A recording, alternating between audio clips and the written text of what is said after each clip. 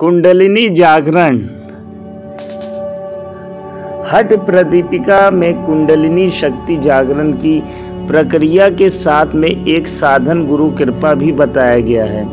उसमें वर्णन मिलता है, सुप्ता गुरु प्रसादेन यदा जागरति कुंडली तदा सर्वाणि पद्मानि भिद्यन्ते ग्रंथियोपि च। अर्थात गुरु के अनुग्रह से जब प्रसुप्त कुंडली जग जाती है तब सभी पद्म यानी चक्र और सभी ग्रंथियां खुल जाती हैं। दूसरा, मुद्राओं के अभ्यास द्वारा भी कुंडलिनी शक्ति का जागरण होता है, जिसका वर्णन हठ प्रदीपिका में कुछ इस प्रकार है। तस्मात् सर्व प्रयत्नेन प्रबोधयितुमीश्वरीं ब्रह्म द्वार मुखे सुप्ता मुद्राभ्यास समाचरित। अर्थात सुषुम्ना के मूल स्थान में सोती हुई कुंडलिनी को जगाने के लिए पूर्ण प्रयास के साथ मुद्राओं का अभ्यास करना चाहिए। सामान्यतः मुद्राओं से पूर्व शुद्धि क्रिया, आसन एवं प्राणायाम का विधान बताया जाता है। इन अभ्यासों में पूर्ण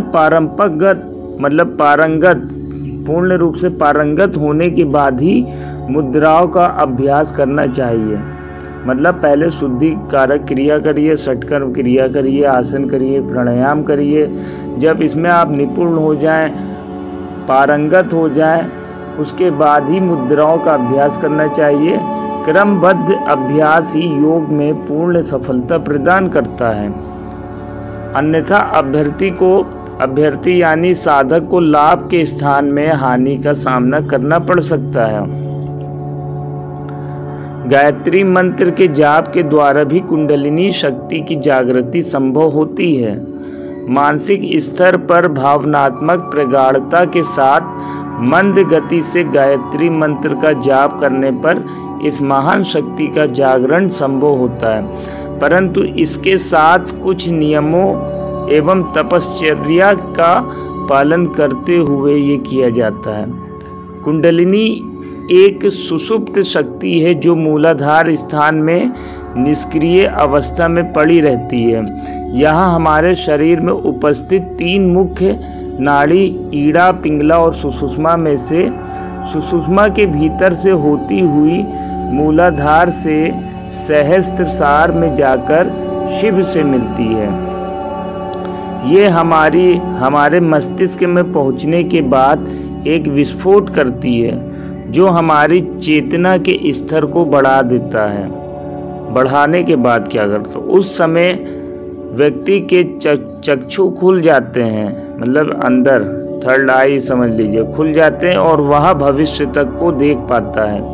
सामान्यतः व्यक्ति जिन कर्मों से अपना प्रस्तुतिकरण कर पाता है, जैसे संगीत, नृत्य, कविता, लेखन, विज्ञान, पेंटिंग, लड़ाई आदि, ये सब कुंडलिनी शक्ति के जागृत होने से ही संभव है। कुंडलिनी शक्ति के जागरण से व्यक्ति में दिव्य प्रकाश की उत्पत्ति हो जाती है, उसे ब्रह्म ज्ञान की प्राप्ति हो जाती है। उसकी प्राथमिकताएं, उसके मस्तिष्क की सोच एवं उसकी आसक्ति आदि में परिवर्तन आ जाता है। उसके शरीर की समस्त कोशिकाएं नई ऊर्जा से परिपूर्ण हो जाती हैं। व्यक्ति को नए जीवन प्राप्ति जैसे अनुभूति होती है। उसकी आवाज़ एवं उसकी शरीर की सुगंध एवं हार्मोन्स में परिवर्तन आ जाता है।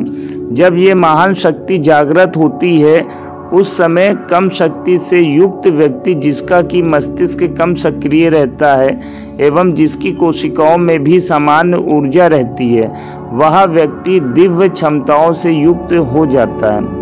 उसका मस्तिष्क पूर्ण रूप से सक्रिय हो जाता है तथा शरीर के समस्त कोशिकाएं ऊर्जावान हो जाती हैं। ये सामान्य से कई ऊपर की स्थिति होती है। कुंडलिनी शक्ति जागरण का प्राथमिक लक्षण ये होता है कि व्यक्ति को ऐसा लगता है कि उसके शरीर के समस्त अंग बहुत तेजी से कांप रहे हैं। वैसे जैसे कि एक गाड़ी जब चलना प्रारंभ करती है तो वह तेजी से हिलती है। ऐसी अवस्था में उस व्यक्ति को आध्यात्मिक आनंद की प्राप्ति होती है। साथ ही उसका मस्तिष्क तेज उछलता के अनुभव के साथ भारीपन का अनुभव करता है। उसे नशे जैसी अनुभूति होने लगती है। कुंडलिनी शक्ति के जागरण के समय व्यक्ति 6 लक्षण अनुभव करता है जो इस प्रकार से है।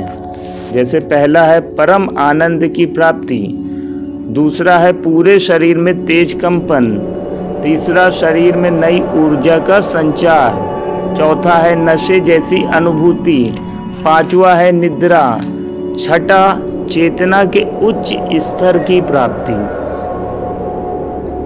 कुंडलिनी शक्ति पर आगे के वीडियो भी आगे आते रहेंगे और उसका लिंक इसी वीडियो के साथ नीचे शेयर कर देंगे।